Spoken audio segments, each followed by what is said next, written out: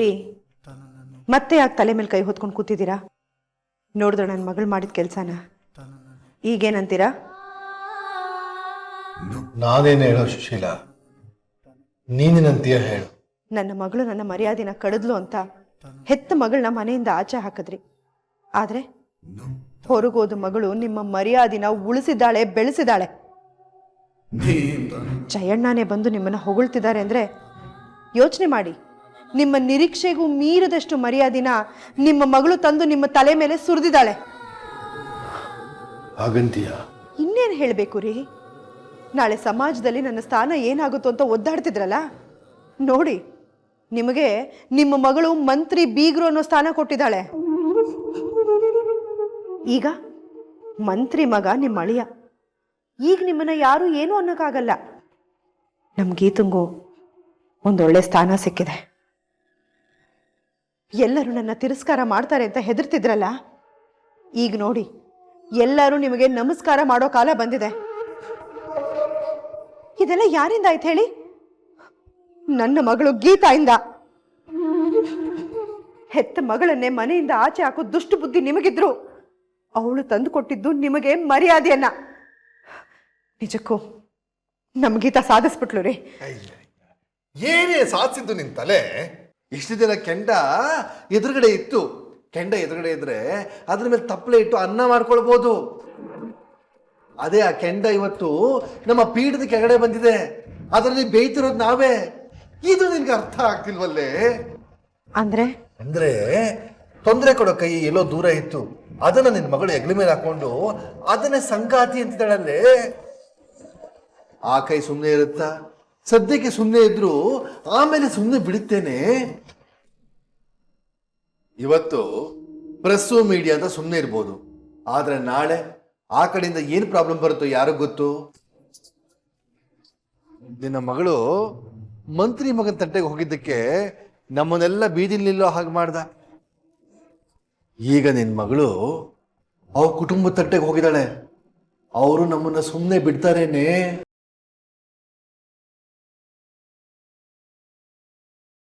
ಆದ್ರಿಂದ ನಮ್ಮ ಮಾನ ಮರ್ಯಾದೆ ಮಾತ್ರ ಹೋಗಿತ್ತು. ಆದ್ರೆ ಈಗ ಮಾಡಿರೋ ಕೆಲಸದಿಂದ ನಮ್ ಪ್ರಾಣನೇ ಹೋಗುತ್ತೆ ಕಣೆ. 100% ಕಣೆ. ನಮ್ಮ ಹೆಣ ಅನಾಥ ಶವ ಸ್ಥಿತಿ ಬಂದು ನಿಲ್ಲುತ್ತೆ. ಇಷ್ಟು ದಿನ ಸಮಸ್ಯೆ ನಮ್ಮ ಮನೆಯಿಂದ ಹೊರಗಾಕದ್ದಲ್ಲ ನೆಮ್ಮದಿ ಆಗಿದ್ದೆ, ಅದು ಇವತ್ತು ಸತ್ತೋಯ್ತು ಕಣೆ. ಈ ಗೀತ ಎಲ್ಲೇ ಇದ್ರು ನನಗೆ ಅಪಾಯ ತರೋದನ್ನು ಮಾತ್ರ ಬಿಡೋಲ್ಲ.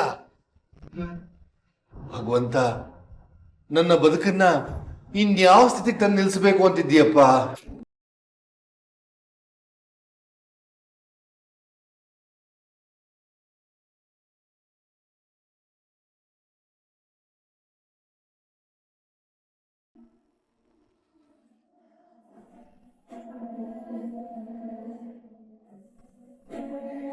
ನೀವು ಮಾಡಿದ್ ಸರಿನಾ? ಯಾಕೆ ಬಾನು, ನಿನ್ನ ಬಿಟ್ಟು ಟೀ ಕುಡಿತಾ ಇದ್ದೀನಿ ಅಂತನಾ? ಯಾರೋ ತಲೆ ಮಾಸ್ದವಳನ್ನ ಈ ಮನೆ ಸೊಸೆ ಅಂತ ಪ್ರೆಸ್ನವ್ರ ಮುಂದೆ ಒಪ್ಕೊಳ್ಳೋ ಅಗತ್ಯ ಏನಿತ್ತು? ಬೇರೆ ಏನೋ ಕಾರಣ ಹೇಳಿ ಪ್ರೆಸ್ನವ್ರನ್ನ ಸಾಗ್ ಹಾಕ್ಬೋದಾಗಿತ್ತು. ಆ ಗೀತನ ಒತ್ತು ಓಡಿಸ್ಬೋದಾಗಿತ್ತು. ವಿರೋಧ ಪಕ್ಷದವ್ರ ಕುತಂತ್ರ ಅಂತ ಹೇಳಿ ನಮ್ ವಿಜಿ ಮದ್ವೆನ ಮಾಡಿ ಮುಗಿಸ್ಬೋದಾಗಿತ್ತು. ಆದ್ರೆ ಅದೆಲ್ಲ ಬಿಟ್ಟು ಎಲ್ರು ಮುಂದೆ ಅವಳನ್ನ ಸೊಸೆ ಅಂತ ಒಪ್ಪಿದ್ದು ಸರಿಯಾಗಿತ್ತು. ಜೀವನ ಪೂರ್ತಿ ಯಾರು ಯಾವಾಗ ಬಂದು ಇನ್ನೇನು ಕೇಳ್ತಾರೋ ಒಂದು ಆತಂಕದಲ್ಲಿ ಒತ್ತಾಡ್ಬೇಕಾಗಿತ್ತು. ಅಲ್ಲ ರೀ, ನನ್ನ ಮಾತನ್ನು ಸ್ವಲ್ಪ ಕೇಳಿಸ್ಕೋಬಾನು. ವಿಜಯ್ ಮಾಡಿರೋ ಅನಾಹುತ ಎಂಥದ್ದು ಅಂತ ಸ್ವಲ್ಪ ಆದ್ರೂ ಯೋಚನೆ ಮಾಡಿದ್ಯಾ? ಒಂದು ಹೆಣ್ಣಿನ ಜೀವನನ ಹಾಳು ಮಾಡಿದ್ದಾನೆ ಅವನು. ಮಹಿಳಾ ಮತ್ತು ಮಕ್ಕಳ ಕಲ್ಯಾಣ ಮಂತ್ರಿಯಾಗಿ ನಾನು ಅವ್ರ ಉದ್ಧಾರ ನೋಡ್ಬೇಕು. ಅದು ಬಿಟ್ಟು ಅವರು ಹಾಳಾಗೋ ಕೆಲಸ ನಮ್ಮ ಮನೆಯಿಂದ ಶುರುವಾಗ್ಬೇಕಾ? ಹೇಳು ಬಾನು. ವಿಜಯ್ನ ಮದುವೆ ನೀನು ನೋಡಿದ ರಾಯಚೂರು ಹುಡುಗಿ ಜೊತೆ ಏನಾರು ಆಗಿದ್ದಿದ್ರೆ ಅವಳು ಬದುಕು, ಗೀತಾ ಬದುಕು, ವಿಜಯ್ನ ಬದುಕು ಅಷ್ಟೇ ಯಾಕೆ ನಿನ್ನ ಬದುಕು ಎಲ್ಲಾನು ಹಾಳಾಗೋಗ್ತಾ ಇತ್ತು. ಮೀಡಿಯಾದವರು ಇದನ್ನ ಹಿಡ್ಕೊಂಡು ನಮ್ಮ ಮಾನ ಹರಾಜಾಕಿರೋ. ಅದರಿಂದ ತಪ್ಪಿಸ್ಕೊಳಕ್ಕೆ ಇದಕ್ಕಿಂತ ಬೇರೆ ದಾರಿ ಇರ್ಲಿಲ್ಲ. ಹಾಗಾದ್ರೆ ಈ ದಾರಿ ಶಾಶ್ವತವಾಗಿರೋದಾ ಅಥವಾ? ಇನ್ನೂ ಪ್ರಶ್ನೆ ಮಾಡ್ತಾ ಇದೆಯಲ್ಲ ಬಾನ್. ನಿನ್ನ ಮಗ ಮಾಡಿದ್ ಸರಿನಾ? ಅವನು ಮಾಡಿರೋ ತಪ್ಪುಗಳಿಗೆಲ್ಲ ಶಿಕ್ಷೆ ಕೊಡ್ತಾ ಬಂದ್ರೆ ನಮ್ಮ ಸಂಸಾರ ಉಳಿಯುತ್ತಾ? ಅದಕ್ಕೆ ನಾನು ಉತ್ತರ ಹೇಳ್ಬೇಕಾ ಹೇಳಿ? ಎಲ್ಲ ನಿಮ್ ಮುಂದೆ ಕನ್ನಡಿ ತರ ಕಾಣಿಸ್ತಾ ಇದೆಯಲ್ಲ, ಇದರಲ್ಲಿ ವಿಜಯನ್ ತಪ್ಪು ಯಾವುದೂ ಇಲ್ಲ. ಅವನನ್ನ ಗಂಡಾಂತರ ಆಳ್ತಾ ಇತ್ತು, ಅದರಿಂದ ಅವನನ್ನ ಈಚೆ ಕರ್ಕೊಂಡು ಬರ್ಬೇಕಾದ ಜವಾಬ್ದಾರಿ ನನ್ನ ಮೇಲಿತ್ತು. ಅದನ್ನ ನಿಮ್ ತಲೆಗೆ ಹಾಕಿ ನಿಮಗೆ ಯಾಕೆ ಟೆನ್ಷನ್ ಕೊಡಬೇಕು ಅಂತ ನಿರ್ಧಾರನ ನಾನೇ ತಗೊಂಡೆ. ಪರಿಹಾರಗಳನ್ನ ನಾನೇ ಹುಡುಕ್ತಾ ಹೋದೆ. ಆಗ ಗುರುಜಿ ಕೊಟ್ಟ ದಾರಿನೇ ರಾಯಚೂರಿನ ಹುಡುಗಿ ಜೊತೆ ಮದ್ವೆ. ನನ್ನ ಹತ್ರನೂ ಅದು ಬಿಟ್ಟು ಬೇರೆ ದಾರಿ ಇರಲಿಲ್ಲ. ಆದ್ರೆ ಇವತ್ತು ಆ ದಾರಿ ಬಿಡು. ಆ ಹೆಣ್ಣಿನ ಬದಲಿಗೆ ಈ ಹೆಣ್ಣು ಬನ್ನಿ. ಇನ್ಮೇಲಾದ್ರೂ ಸಂಸಾರನ ಸರಿಯಾಗಿ ನಿಭಾಯಿಸು.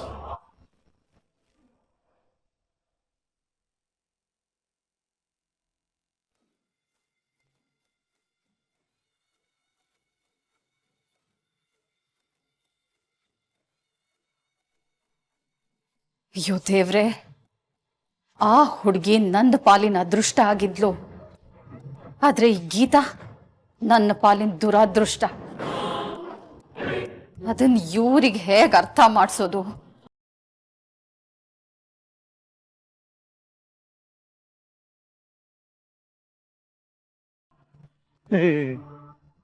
ನನ್ನ ತಂಗಿಯ ಒಂದು ಮಾತಂದ್ರೆ ಅದು ಬರೀ ಮಾತಾಗಿರಲ್ಲ, ಚಾಲೆಂಜ್ ಆಗಿರುತ್ತೆ. ಇವತ್ತು ನನ್ನ ತಂಗಿಯಮ್ಮ ನಿನ್ನ ಎದುರುಗಡೆ ಚಾಲೆಂಜ್ ಮಾಡಿದಾಳಂತಂದ್ರೆ ಮುಗೀತು. ಈ ಮನೇಲಿ ನೀನು ಹೇಗಿರ್ತೀಯ ಅಂತ ನಾವು ನೋಡ್ತೀವಿ.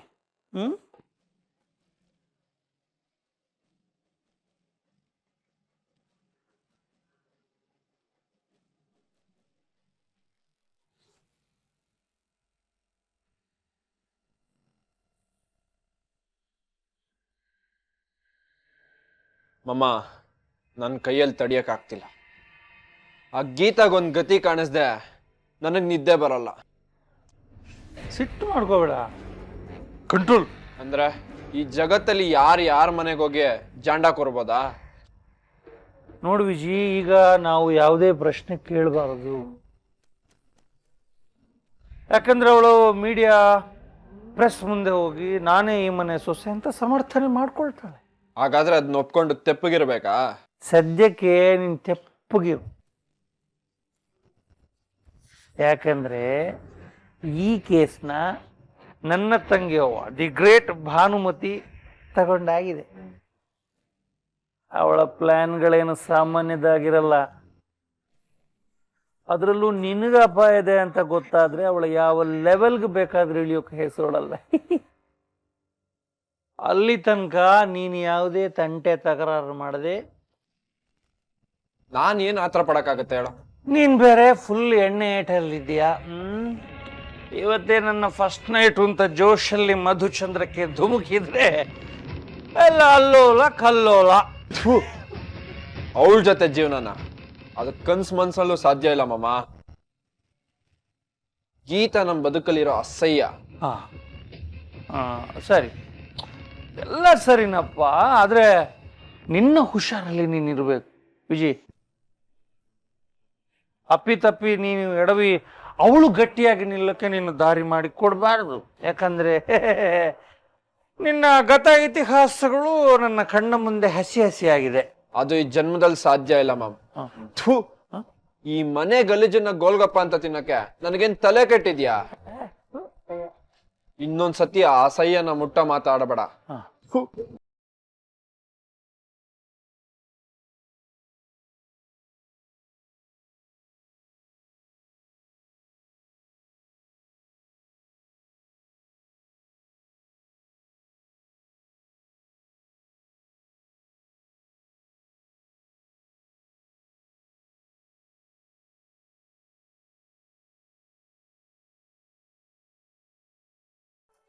ಅಮ್ಮ ಇಷ್ಟೊತ್ತಲ್ಲಿ ಫೋನ್ ಮಾಡ್ತಿದ್ದಾರೆ. ಪಾಪ ಅಮ್ಮಂಗೂ ಆತಂಕ ಆಗಿರ್ಬೇಕು. ಇಲ್ಲಿರೋ ಆತಂಕ ಅವ್ರಿಗೆ ಮುಟ್ಬಾರ್ದು. ಹಾ ಹೇಳಮ್ಮ.